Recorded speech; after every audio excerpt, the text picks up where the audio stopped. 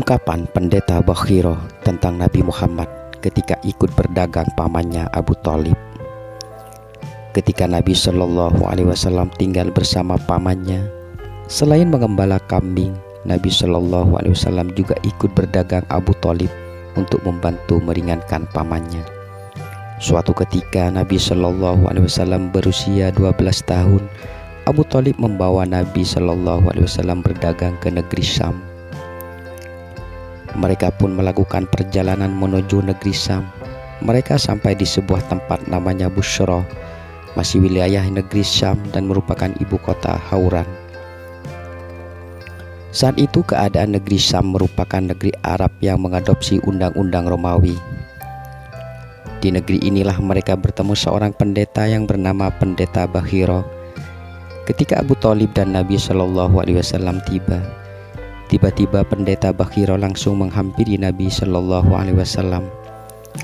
Padahal sebelumnya ia tidak pernah melakukan hal itu pada siapapun. Kemudian Pendeta Bakhiro berjalan di sela-sela keramaian orang-orang pedagang hingga sampailah pada Nabi Muhammad Shallallahu Alaihi Wasallam. Pendeta Bakhiro memegang pundak Nabi Shallallahu Alaihi Wasallam seraya berkata, "Inilah penghulu alam semesta. Inilah utusan Tuhan semesta alam.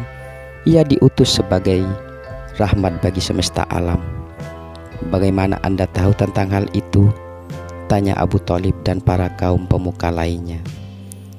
Dengan menengadahkan wajahnya agar suaranya terdengar oleh yang lain, Pendeta Bakhiro menjawab, "Sesungguhnya ketika kalian muncul dan naik dari perbukitan, tidak ada satupun pepohonan dan bebatuan melainkan bersujud padanya, dan keduanya tidak akan bersujud melainkan pada seorang Rasul dan Nabi. Sesungguhnya aku dapat mengetahui hal itu melalui tanda kenabian yang terletak pada bagian bawah tulang rawan pundaknya. Sesungguhnya kami mengetahui semua itu dari kitab suci kami," jelas Pendeta Bakhiro. Para pedagang yang lain tercengang mendengar penjelasan Pendeta Bakhiro. Kemudian Pendeta Bakhiro mempersilahkan mereka secara istimewa, termasuk Muhammad. Padahal anak seumuran Nabi Shallallahu Alaihi Wasallam sebelumnya tidak boleh masuk ke tempat jamuan tersebut. Setelah itu sang pendeta berbisik pada Abu Thalib, "Wahai saudaraku, segeralah engkau mengembalikan keponakanmu kembali ke Mekah, dan agar tidak mengajaknya lagi untuk berdagang, karena khawatir akan diketahui oleh orang-orang Yahudi. Kemudian dia ditangkap dan dibunuh," jelas Pendeta Bakhiro pada Abu Thalib.